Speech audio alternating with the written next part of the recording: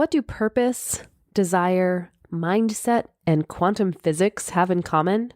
Well, on this next episode, Tracy Litt brings it all together and shares how understanding your inherent wholeness can open yourself up to realizing that you deserve everything you desire simply because you are, and nothing less.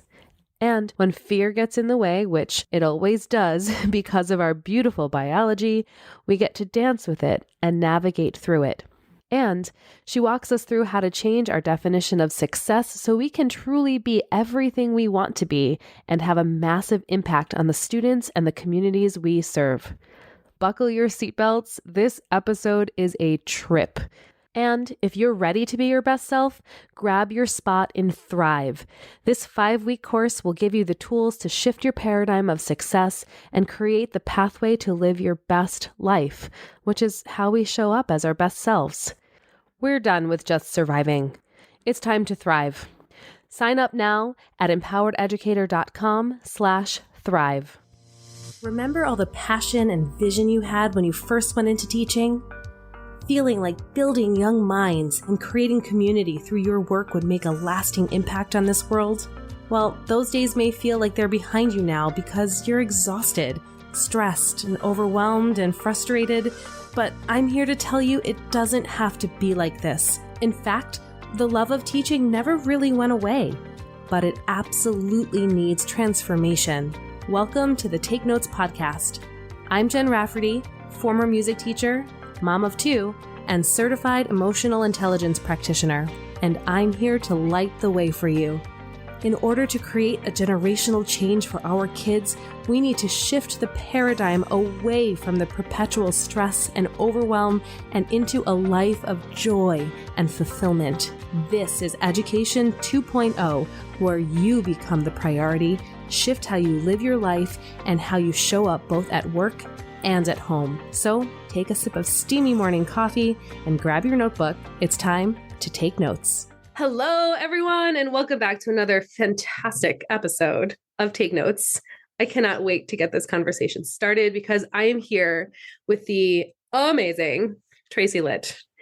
And Tracy is a sought-after success mentor for visionary women leaders that are navigating huge paradigm shifts and elevating into the next level of themselves so they can seamlessly generate the next level of their impact, wealth, and holistic success.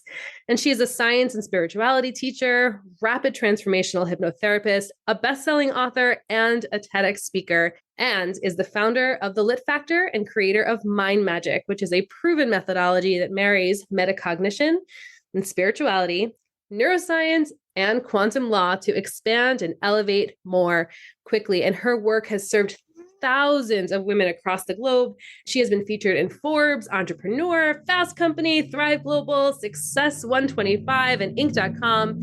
And her book, Worthy Human, is a #1 bestseller in spiritual growth and mindset. And she is also one of my friends. And I'm so glad that I get to share her with all of you today. So thank you so much, Tracy, for being here. Thank you for having me. I love your face, and I'm so excited to serve your magnificent community. Thank you. I love your face, and I am just excited I get to look at it for the next half an hour. So let's dive in because this work truly was a game changer for me in my world and what I'm able to share with the educators that I work with.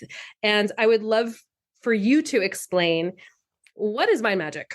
Yeah, it's always such a big question, right? Mind magic is an entirely new way of being, leading, and living.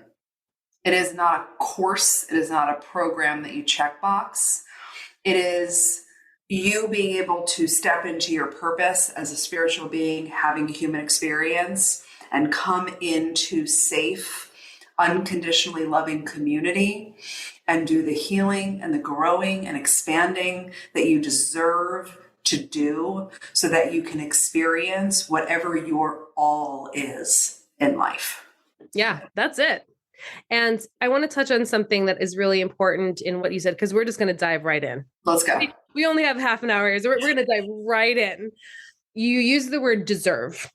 And that's something that I really want to expand on a lot because especially as teachers, for those teachers who are also women, for those teachers who are also moms, feeling as if you deserve more is sometimes an obstacle in getting that growth that you want. So how do we start?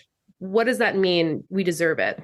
So we've been raised in a world and a matrix that leads us to believe that we have to earn certain things, that we have to earn our worth, that we have to earn our value, that we have to earn our enoughness, that we have to earn so that we then can validate that we deserve XYZ. And that whole paradigm is twisted. And that whole paradigm is quite frankly just wrong, because at the core, your birthright is your wholeness, is your inherent worth. And part and parcel to that is your deservency, which is a word we made up at Lit Factorland, right? Deservency, right?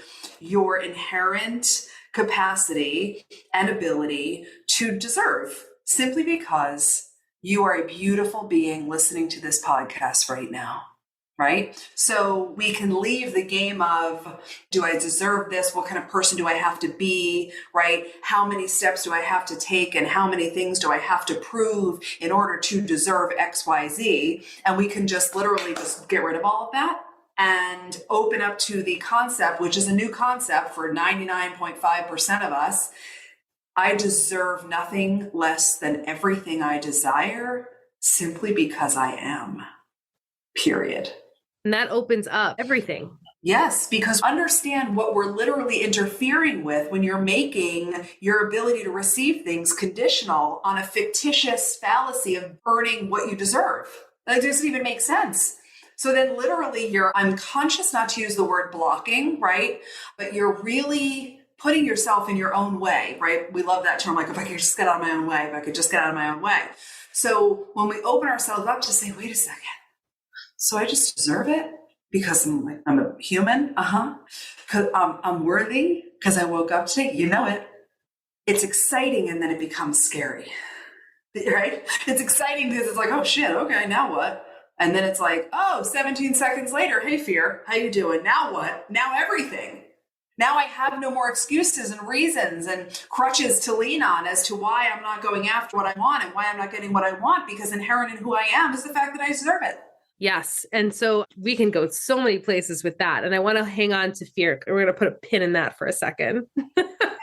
Yes. And I want to just break this down into just an example, because it doesn't have to be so big. Sometimes when we think about our desires, we separate ourselves from saying, well, it's these really big, seemingly unattainable things, but we're even just talking about deserving of feeling relaxed, deserving of feeling happy, deserving of being in a working environment where you feel safe and respected, right? So can we just kind of talk through maybe one of those examples of what does it mean to just feel like you deserve those things? Okay, so there's so many ways to go with this too.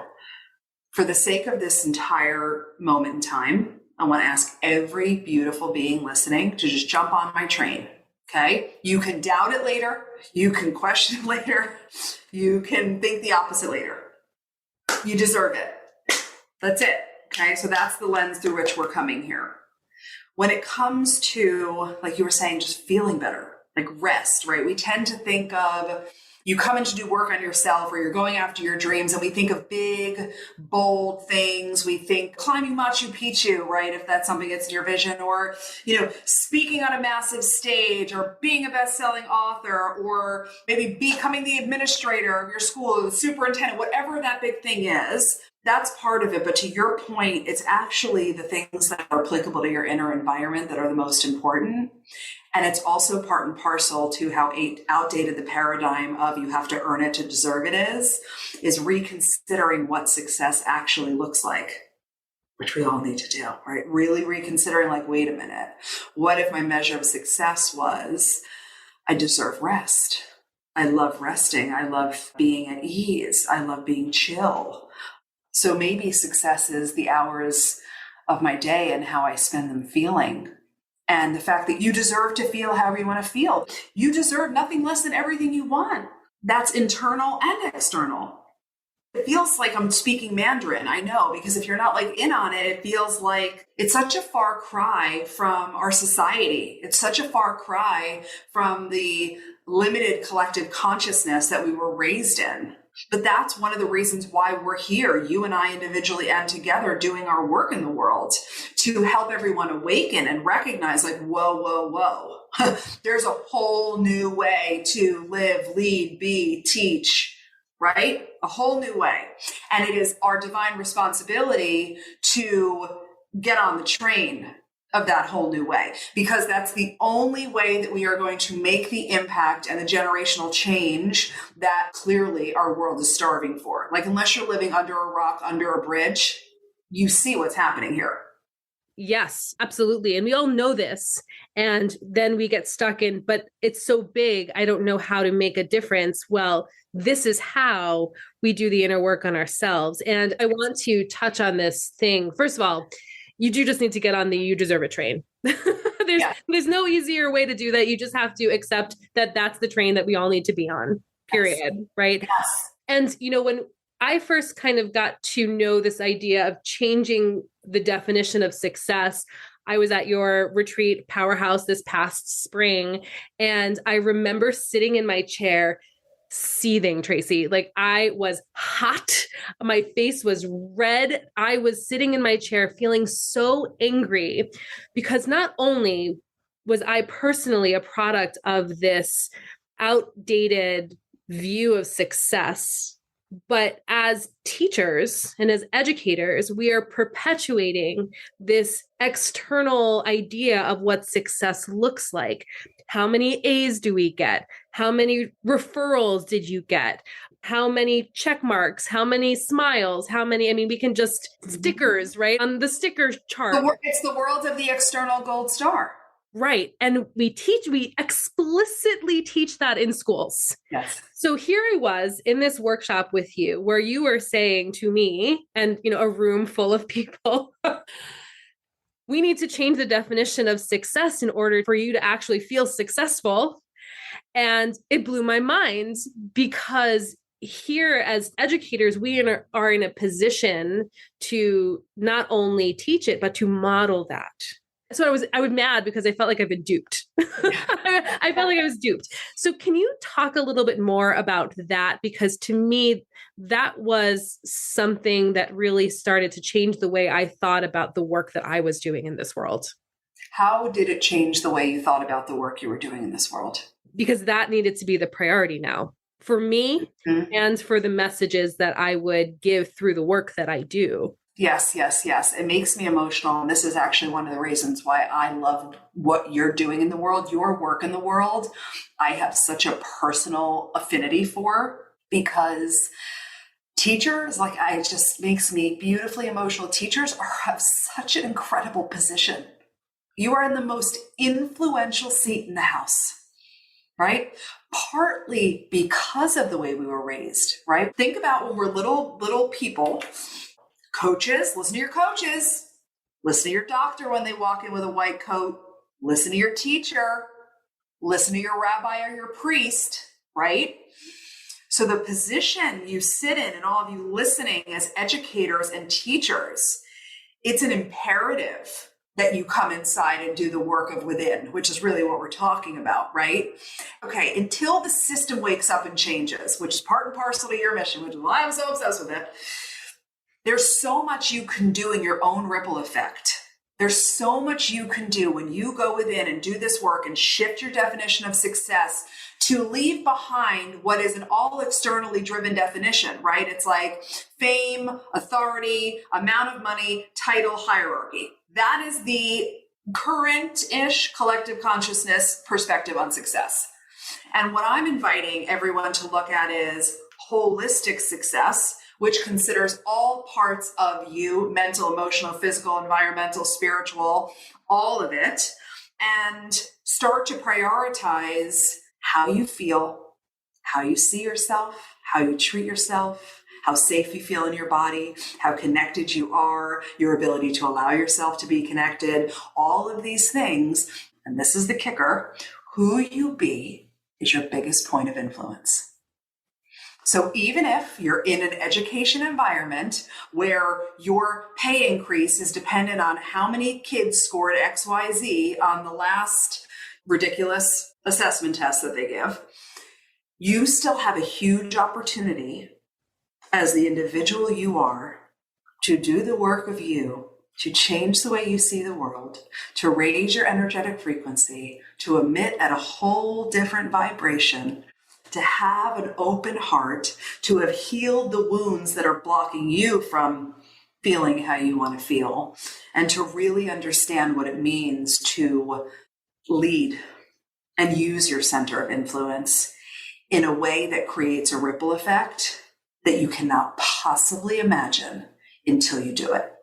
And that's the stuff that gets me too. I mean, this is it. When we go within, not only are we doing all those things for the people around us, but as you've shared with me and as I've experienced and the people I work with have experienced too, the people around them change too, because they see another way to be. Oh my God. Let's take this super visual. I know you're visual, right? So teacher, classroom, let's say 20 kids in the class, right? The attentiveness, the outcomes, the measurable outcomes, the engagement, the social interaction of that classroom literally, scientifically must shift in accordance to the leader in training the energy in that classroom. So as the teacher, the educator, right? You are in training the energy, and co-regulating in your nervous system with everyone in that room. So you come in and you prioritize your nervous system regulation, your energetic state. You raise your level of mind, right? Now, all of a sudden, kids are a little calmer. They're a little kinder to each other.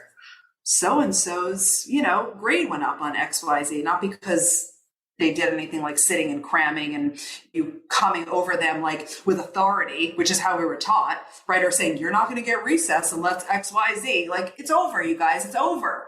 We have to stop doing all the things that were done to us, right? Same thing, same result. It's not rocket science.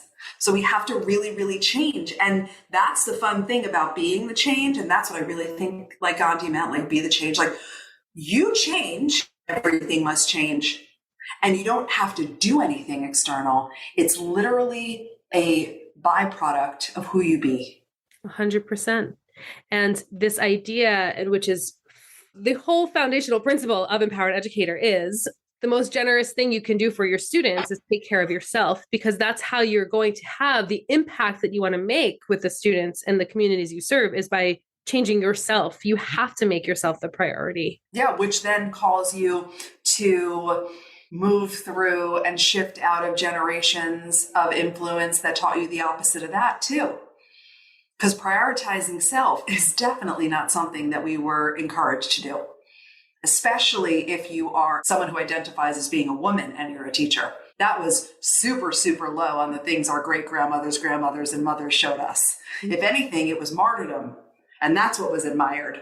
Be exhausted, be burnt out, and then have a reason to point at it and go, it's because of this, which is also a complete abdication of your power. And that's not how we roll either, right? Yeah. 100%. But that paradigm that you just explained, that is what's happening in the teaching profession, right? We see these teachers revered as being selfless. And so what it means to be a successful, good teacher is that. And what we're trying to do in this world here is to share the value of this new way and explain that that old way is not only not helping, it's completely backwards. Yes. Well, it's backwards. It's not helping. It's unhelpful. It's unnecessary. It's unhealthy. And it's like, what other proof do you need? Hello. We're here right now in this moment in time because of all of the choices that we've made based on what we knew. And it is no discount to all of the magnificent people that came before us. I have depth of gratitude, and we know better now. We know better now in burnout research. We know better now in neuroplasticity. We know better now in the advancement of compassion. We know better now in heart math and what it means to emit certain energy into the field. We are talking about measurable, science-backed information that tells us that shame and hustle and martyrdom and guilt and overworking is harmful, detrimental, and goes directly against the outcomes that we like. That's the funky thing about it, is these ways of being disguise themselves as the way to be successful. So you keep doing them. And then once you like just pause and you go, okay, I'm going to come over here and do what you're doing for like, give us a couple months, right? And then you have all this new evidence. You're like, okay, I got it now, right? So be very aware, because our beliefs are our beliefs, right? And we become what we believe. And all of the ways of being, we will fight to the death. No, like, come on, this is what you need. If I lighten up, then I'll be lazy, then I won't get anything done. It's like, whoa, not true at all, right? So it's just very important. And that's really the place we all start with, in that awareness, right? Your awareness of yourself, your noticing of how you feel when you're doing something, your level of burnout. Do you gain personal value when you're exhausted? Do you get a little tick mark internally where you're like, yeah, I did all the things. I've got all the plates. Look. And I can say this so like with such playfulness because I was there. I'm the proof. I'm the first piece of proof before all of you beautiful women, right? I was like a judgmental, crazy, controlling, super attached, externally driven person. Look at you now. Look at me now. Exactly. So one of the things that prevents us from getting there and acts as a saboteur is fear. We're going to unpin it now. So let's talk about that, because even if we're like, okay, Tracy, Jen, like we get this, I understand I am deserving of all of this because I am a human being. I understand about changing my definition of success. Great. And then that's when the fear comes in, whether it's, a couple of seconds later or a few hours later when you start to marinate on some of these things. So what do we do about that? Well, go watch my TED Talk. Well, it was completely on fear. And I do mean that, not right now, hang with us, then go watch it after, because I really more thoroughly, right, because of the time allowed it, like I really walk you through it. But the first thing is a paradigm shift on fear itself, right? We were taught to fear. And understanding right off the bat, the fear that we're talking about in this context, and anything that I ever talk about or that you ever talk about through the lens of fear, is not the helpful kind. It's not the kind that's going to keep you alive when there's a shark fin in the water and you're sitting on the beach debating, should I take a dip? It's not the kind where you're leaving a dinner with a friend in the city and you don't go down the dark alley because you see a shadow and you take the main populated street. That is not what we're talking about, okay? The fear that we're talking about is the natural biological fear that occurs anytime you start to think about or move outside of what's comfortable and familiar to you, right? Including going from someone who does everything for everyone to no longer taking responsibility for how people respond, to going from pressurized and overwhelmed to completely chill and at ease, right? To go from never having taken a long walk to running a marathon. Like it can be an internal or an external, it doesn't matter. Anything different than who you are, how you feel, and what feels regular for you on the day-to-day today is going to tripwire your fear response and is going to signal your whole mind and body that it is unsafe, and it's going to do everything it can to get you to stop. So it becomes this new, just like first teaching them, we're like, okay, so we don't fear fear. We also don't like push through. I'm very anti the masculine, like we'll just push through, overcome. No, that makes fear louder. What we want to do is recognize like fear is here doing its job. It's phenomenal. It kept you alive to listen to this fabulous podcast, right? So we want to appreciate it. Like, oh, I feel really afraid right now. That's interesting, right? Not judge it and become it, but notice my curiosity. That's super interesting.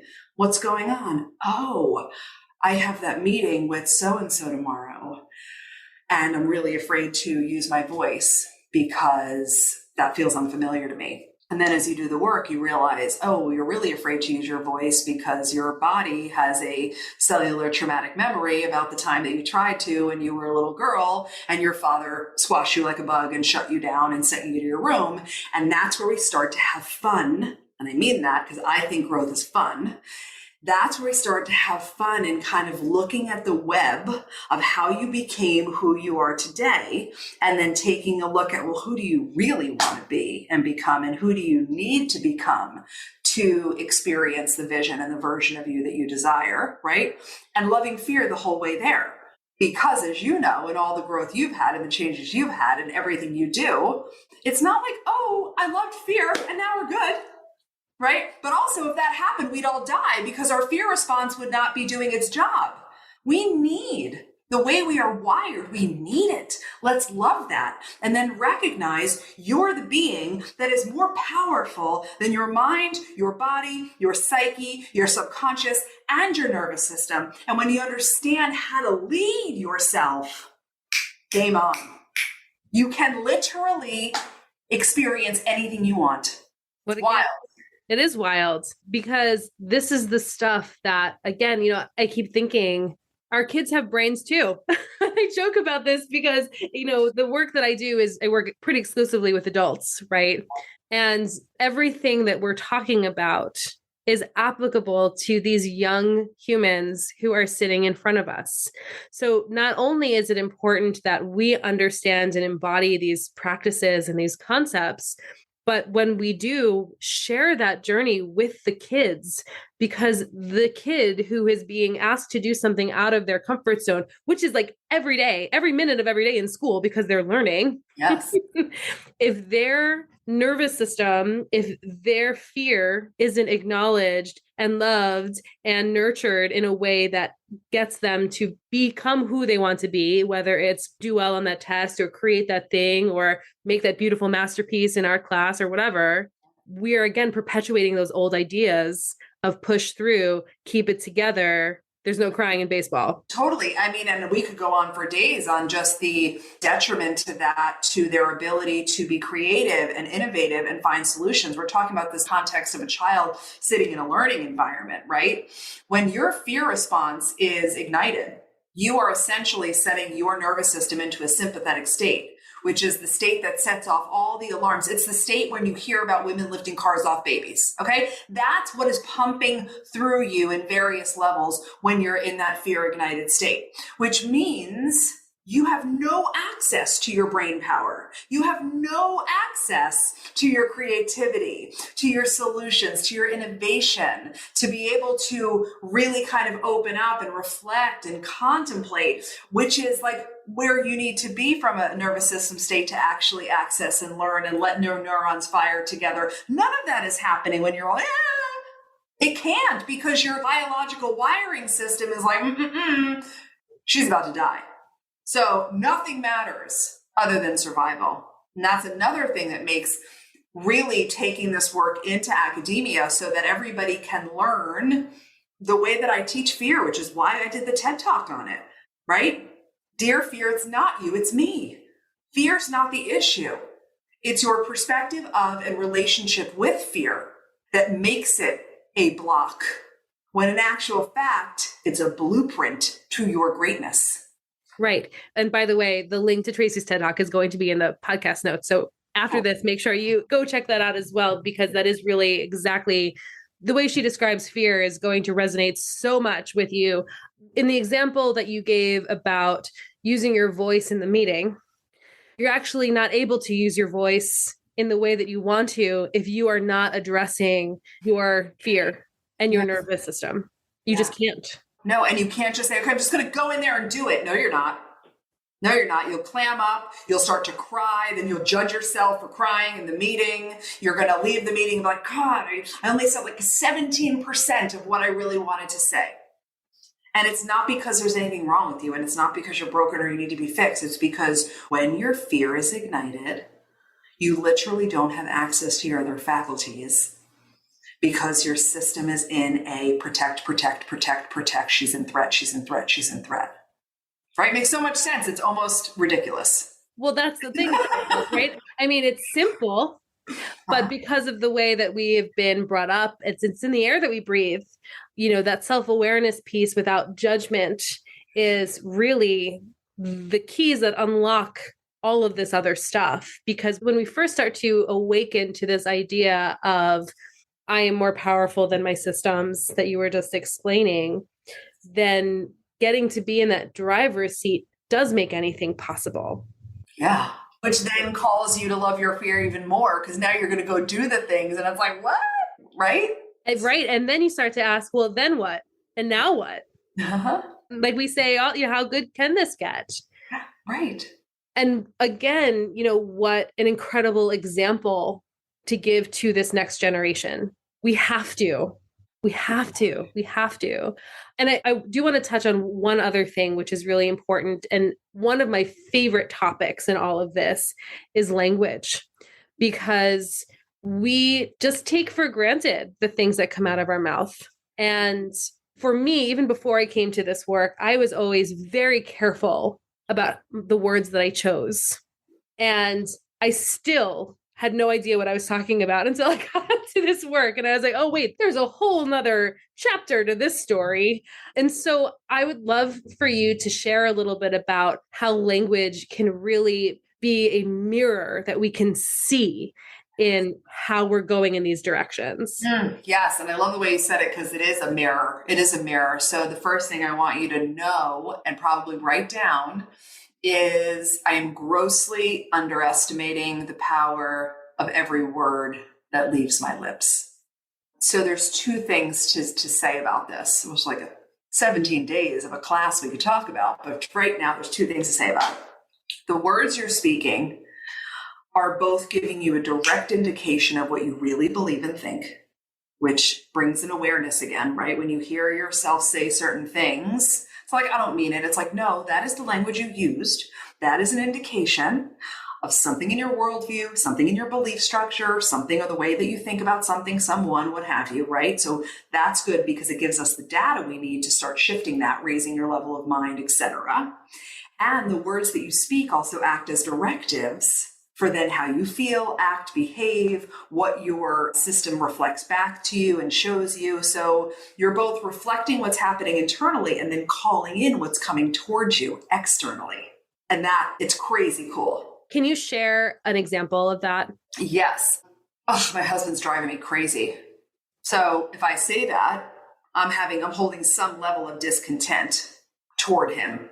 And then I call you on the phone. I'm like, I don't know. I don't know if I'm happy in my marriage. I don't know what's going on. Now I'm all like building a story, right? Because words are connected to narratives, connected to story, right? It's all woven together, right? And now I'm like building the story.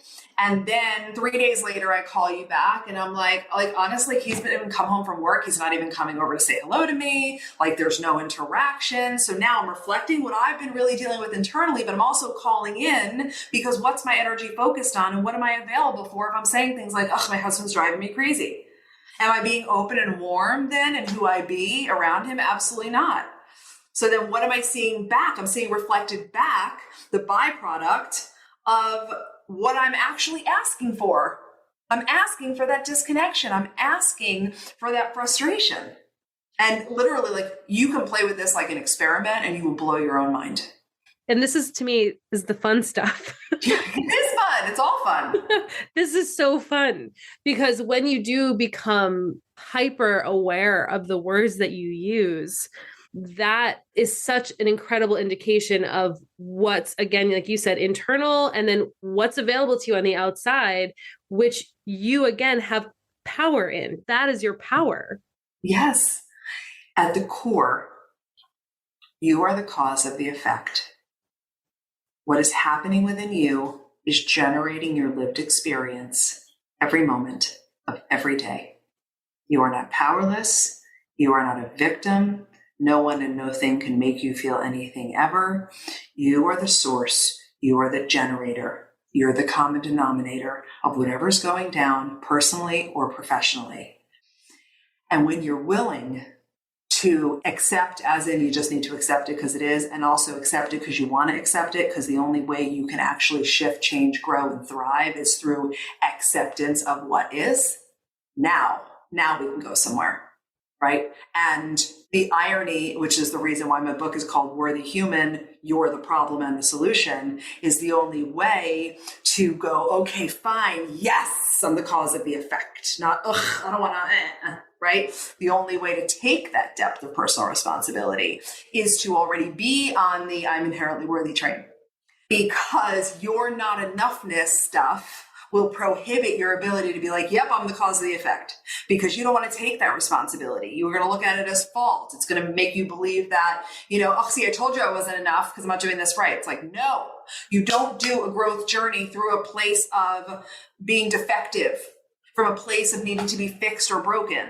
It's exciting. It's living into your purpose to say, yes, I'm the cause of the effect. Oh my God, I can move around some stuff internally and have a completely different lived experience. What? I mean, think right now when you have to have a parent-teacher meeting, right? And what goes on inside of you, certain kids, those kids also are gifts. The ones that activate you the most, take a look at yourself. There's a gift in there too. It's literally like everything, which is what it makes me so excited, because I think the biggest piece of divine responsibility and generational change lives in academia. Because it is the masses thoroughfare of education, however you want to define that word, right? So we start to really, really get this work into academia, and academia as the collective starts to raise their conscious awareness and recognize the impact and influence you are having on kids, and we start to teach personal power. Shit. Now it's on. That's everything. That's the stuff. Which, bringing us back to the thing that we first said, is the main primary reason that you need to prioritize yourself. That's it. This is how we do all the things. Exactly. And It's so exciting. I'm with you. Like, literally why I wake up every day. Why I wake up every day, and it's on my heart, it's in my soul, it's on my mind. And it's like, okay, where else are we going to impact today? Who else needs what? Right? Who's coming on the yay, I'm the cause of the effect train? Because that's when you see everything shift. Because when you're no longer waiting on anything or anyone to change, including the very well-intended, but very antiquated academic system. So each individual being that lives in the system must start to go within and do the change, right? Because if everyone just waits for whatever that revolution's going to come, because it's not happening in one fell swoop globally, I'll tell you that, right? That's what makes you showing up for yourself to do it so imperative. Yes, that's my vision. My vision of empowered educator schools is just that, where people individually wake up to their own personal power and start to behave accordingly and teach others in their classrooms how to find their power, even when they're 4, 5, 6 years old. Especially when they're 4, 5, 6 years old. I'm just taking your words out of your mouth and saying it, especially when, right? When I get to sit and I'm working with beautiful women that have 3 decades, 4 decades, 5 decades on earth, I'm undoing a lot, okay? We're undoing a lot. If you're in early education in academia, you are literally working with kids before they even have a conscious mind. Hello? They are literally, until your students are about 7.5, 8 years old, they haven't developed conscious mind yet. They haven't developed, the thing you see in like 10, 11-year-old girls where they start to judge themselves. She's skinny, she's fat, she's tall, I'm blonde, she's black, I'm brown, whatever, all those things. It doesn't even occur to them because they haven't established a conscious mind yet. Right? How fun is it to be able to take a 5 or 6-year-old and teach them breathing like I teach to, my nieces, and call it something fun like butterfly breathing. Make it really relatable. You're literally teaching them how to regulate before they even realize what you're doing, right? And it's like those small things. It's not about coming in and changing everything at once. It's literally these small things. It's the way you show up. It's the suggestion you make. It's the energy with which you show up to the conversation. It's you kneeling down on the desk. It's you recognizing open and compassionately, I have no idea what happened to that kid this morning, right? It's you not allowing yourself to step inside your sacred classroom environment without shaking it out if you need to, or screaming it out in your car, and regulating yourself and coming in knowing that you are the center of influence. I mean, that's everything. that's where all of the change gets to happen. Yeah. So in this vein, and we might have touched on it already, but I have a feeling you might have more to say on this. I have so much to say on everything. What is the dream for the future of education? As wiping away the tears. Okay. So the dream for the future of education is that we get I'm going to just say the leaders of education, whatever that means, to start by understanding that the world is starving, and we start to redefine success up here first. And that in that redefinition of success, we stop the lazy river of one size fits all education.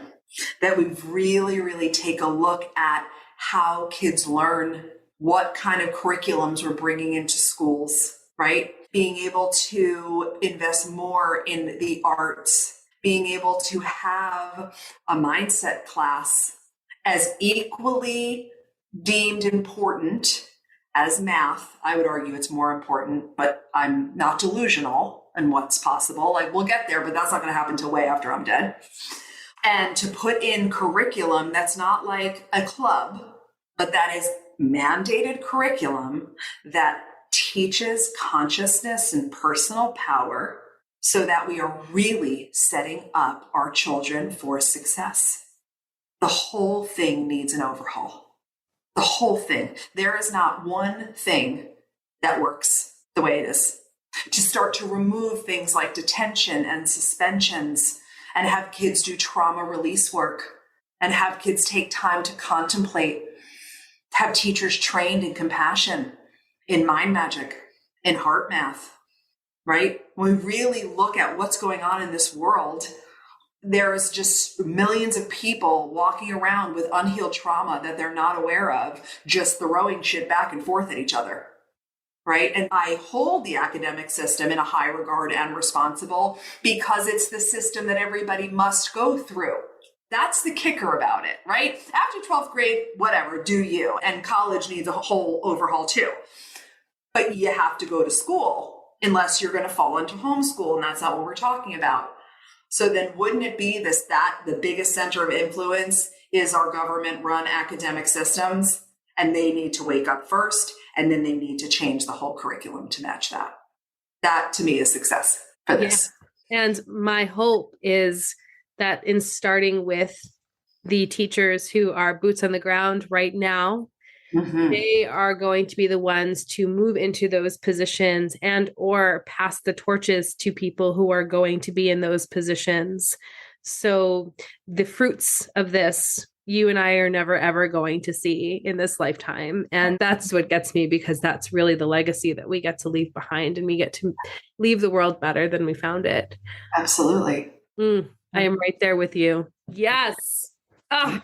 Yay. I know. It's so exciting. It's so exciting. It really is. So how do people learn more about you and the Litt Factor and Mind Magic? Where can they go?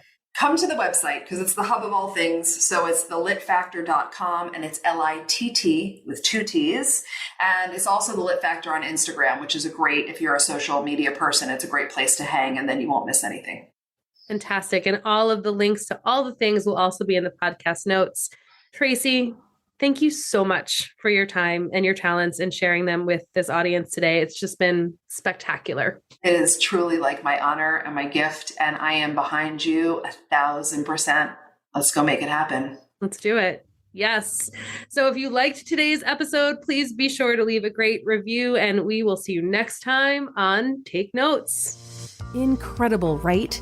Together, we can revolutionize the face of education. It's all possible, and it's all here for you right now. Let's keep the conversation going at Empowered Educator Faculty Room on Facebook.